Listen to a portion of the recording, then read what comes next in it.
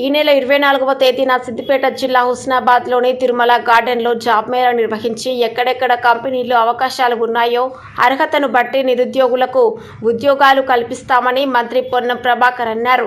Husnabad Congress party కార్యాలయంలో మండల party నేతలతో మంత్రి పొన్నం ప్రభాకర్ సమావేశమై మాట్లాడారు. వర్షాకాలంలో వ్యవసాయం సంబంధిత ఎరువులు, విత్తనాల కొరత లేకుండా చూడాలని, విద్యుత్ అంతరాయం, తాగునీటి సమస్య, ఇబ్బందులు ఉండకుండా చూడాలని అధికారులను ఆదేశించినట్లు మంత్రి తెలిపారు. విద్య, వైద్యం, తాగునీరు, వ్యవసాయ తదితర ఎలాంటి సమస్యలు ఉన్నా తనకు రాతపూర్వకంగా తెలియచేయాలన్నారు.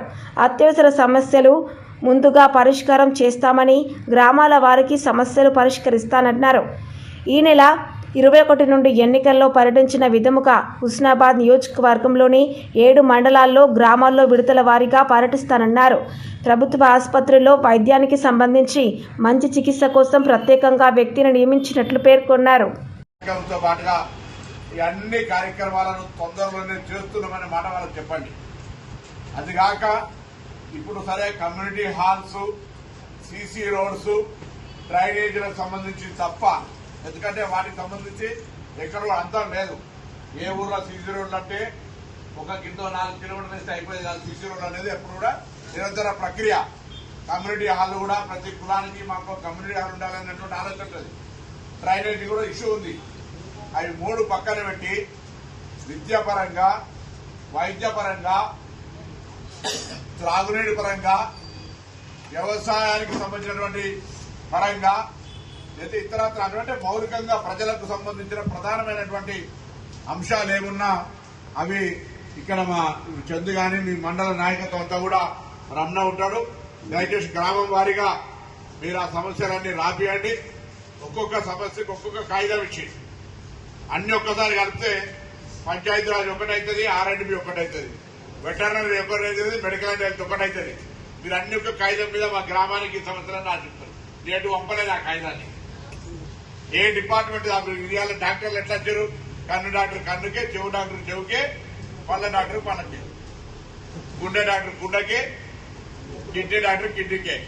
కాబట్టి ఇట్లనే మీరు కూడా డిపార్ట్మెంట్ అట్లనే కాబట్టి డిపార్ట్మెంట్ వారీగా కాగితాలు రాసియండి. ఆ కాగితాలన్నింటినీ ఏది అత్యవసరమో అది ముందు రాయండి. దాన్ని వెంటనే అత్యవసరంగా పరిష్కారం చేసేటువంటి బాధ్యత నాది. మీరు లంబా చోడా లిస్ట్ రాసిచ్చి మీరు నాకు చెప్పినట్టు నేను చేయనట్టు ఉండద్దు. మనం కాంగ్రెస్ కుటుంబం ప్రజలు అనేక చెప్తారు. చెప్పినవన్నీ కూడా దగ్గర పెట్టుకోండి. అలా ఏదైతే అత్యవసరమో, ఏదైతే మనం ఇలా పరిష్కరించాలి, ఉండేది త్రాగునీరు బోర్ కావాలి, లేదా పైప్ లైన్ కావాలి, ట్యాంక్ కట్టాలి, లైట్లకు పోల్ వేయాలి, అగ్రికల్చర్ సంబంధించినటువంటి ఇరిగేషన్ మీద కొంచెం కాలువ తీయాలి, లేకపోతే ఇంకా అక్కడ ఉండబడినటువంటి ఒక చెరువును నింపాలి. ఇటువంటి ఏమున్నా అవన్నీ రాపియండి. గ్రామాల వారీగా వాటన్నింటినీ పరిష్కారం చేస్తాం. నేను కూడా 21వ తారీఖు నుంచి రోజు ఎన్నికల్లో ఎట్లయితే పొద్దున 4-5, సాయంత్రం 4-5 గ్రామాలు తిరిగినామో అదేవిధంగా 21 నుంచి కార్యక్రమాన్ని ప్రారంభిస్తా ఉన్నాం. 21వ తేదీ నుంచి ప్రతి గ్రామంలో 7 మండలాల్లో మండలానికి సంబంధించి ఒక్కొక్క రోజు టూర్ పెట్టి అట్లా ఫస్ట్ ఫేజ్లోకి 8 గ్రామాలు, సెకండ్ ఫేజ్లోకి 8 గ్రామాలు, అవన్నీ కూడా గ్రామాలను చేసేటువంటి తిరిగేటువంటి ఒక ప్రయత్నం చేస్తాం. దాంతో పాటుగా 24వ తారీఖు నాడు మీరు గ్రామాల్లో మిమ్మల్ని కోరుతారు, ఇయ్యాలి అనౌన్స్ చేస్తా ఉన్నాం. వాళ్ళు అధికారికంగా పంపుతారు పేపర్. జాబ్ మేళా ఉంది తిరుమల గార్డెన్లో. ఎవరెవరైతే మీ ఊర్లో పోయినప్పుడు ఉద్యోగం లేదని, పార్ట్ టైం కావాలి, లేకపోతే ఇంకెక్కడో కావాలి, 1 నుంచి పీజీ, 0 నుంచి పీజీ చదువుకోకుండా ఉద్యోగం కావాలంటే వాళ్ళతో సహా ఎవరి తరగతిలో వాళ్ళకి రకరకాల ఉద్యోగాలు ఉండేటువంటి పరిస్థితులలో ప్రభుత్వం తరఫున జాబ్ మేళా పెట్టిస్తా ఉన్నాం మనం. మీరు మీ ఊర్లల్లో ఎవరెవరైతే చదువుకోక కుటుంబానికి ఆధారంగా నిలబడాల్సిన పరిస్థితి ఉంటే వాళ్ళను ప్రాధాన్యత చేసి మీరు ఆ జాబ్ మేళకు తీసుకొచ్చే విధంగా వాళ్ళందరికీ ఊర్లలో చెప్పండి. అందులో కొన్ని జాబ్స్ వస్తాయి, రాని వివరాలు మన దగ్గరికి వస్తాయి. వివరాలు వచ్చిన తర్వాత వాటన్నిటినీ రాష్ట్ర మంత్రిగా ఎక్కడెక్కడ అవకాశం ఉంటే అక్కడ టక్మన్ ఆ లిస్టులకే పేర్లు తీసుకొని వాళ్ళకు ఉద్యోగాలు ఇచ్చేటువంటి అవకాశం ఉంటుంది. అది కూడా కార్యక్రమాన్ని సమస్య పరిష్కరించుకున్నటువంటి విధంగా ప్రయత్నం చేద్దాం. ఏది ఏమైనా దయచేసి ఊర్లలో ఓట్లు రావాలంటే మీరే, ఊర్లలో సమస్యలు పరిష్కరించాల్సింది కూడా మీరే. ఓట్లు రావడానికి నాయకత్వం వహించాల్సిన సమస్యలు పరిష్కరించడానికి బాధ్యత తీసుకోవాల్సి ఉంది. ఆ దిశలో తప్పకుండా ఉంటా. నేను మంత్రి అయిన కావడంతో హుస్నాబాద్ కు ఉన్నా సమయం ఉన్నా ఇంకా ఎక్కువ సమయం ఉంటే అని అనిపిస్తుంది. ఎవరికైనా పని ఉంటే నా దగ్గర హైదరాబాద్ వస్తే కూడా ఫస్ట్ 100 మంది ఉన్నది. పెద్ద పెద్ద తీర్మానకాలు ఉన్నా కూడా హుస్నాబాద్ లో ముందు రమ్మని చెప్తాను. ఎక్కడ మీకు ఎవరికి ఇబ్బంది లేదు. హుస్నాబాద్ కు బరాబర్ నేను ముందే చెప్పిన, ఎన్నికైన తర్వాత ఎక్కడికైనా వెళ్తే హుస్నాబాద్ అంటే గౌరవం ఇస్తా అని చెప్పిన. ఆ విధంగా చెప్తాను. హాస్పిటల్ సంబంధించి కూడా ఇప్పటికే ఒక మనిషిని హైదరాబాద్ లో పెట్టా.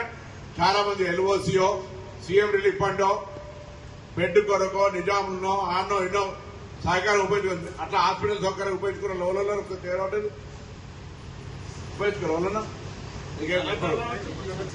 చారీ తోటి అక్కడ హైదరాబాద్ ఎవరు ఉపయోగించుకోలే. పర్వాలేదు మీకు అంటే అవసరం రాకపోతే ఎందుకు ఉపయోగించుకుంటాం. అవసరం వచ్చినప్పుడు హైదరాబాద్ లో మన ప్రాంతానికి సంబంధించిన వాళ్ళ వైద్యానికి సంబంధించి ఒక ప్రత్యేకమైన మనిషి బెడ్ దొరకకపోయినా, మంచి ట్రీట్మెంట్ దొరకకపోయినా, ఆ యొక్క ఆరోగ్యానికి సంబంధించిన బిల్లులు మళ్ళా క్లెయిమ్ చేసి ఇచ్చినప్పుడు కావచ్చు, అడ్వాన్స్ గా ఎల్ఓసీ అందించినప్పుడు కావచ్చు, ఇవన్నీ కూడా ఒక మనిషి పెట్టిన ప్రధానమైన. ఆ విధంగా ఆరోగ్యము, విద్య, వైద్యం ఇటువంటి ఊర్లలో ఉన్నాయన్నీ కూడా కొన్ని కాగితాలు ఇచ్చేది. కాగితాలు ఇచ్చి మీరు రాసి దేనికి అదే అప్లికేషన్లు ఇచ్చే విధంగా చేయమని చెప్పి కోరుతూ మరొకసారి మీ అందరూ పార్లమెంట్ అసెంబ్లీ అయిపోయింది. మీరు గెలవాలి. మీరు గెలవాలంటే ఇంకా మరింత కష్టపడాలి. కష్టపడడానికి నేను సహకరించడానికి సిద్ధంగా ఉన్నా. ఆ విధంగా మండలాన్ని మొత్తం కాంగ్రెస్ పార్టీగా చేజిక్కించుకోవడానికి మీరు కార్యాచరణ తీసుకోండి. దాని ప్రకారంగా నేను గ్రామం తిరగడానికి 21 నుంచి వస్తున్నానని చెప్తాను. ఆ యొక్క కార్యక్రమం తీసుకొని ముందుకు పోదామనేటువంటి మాట మనం చేస్తూ అందరికి నమస్కారం. ఒక్కొక్క గ్రామానికి సంబంధించి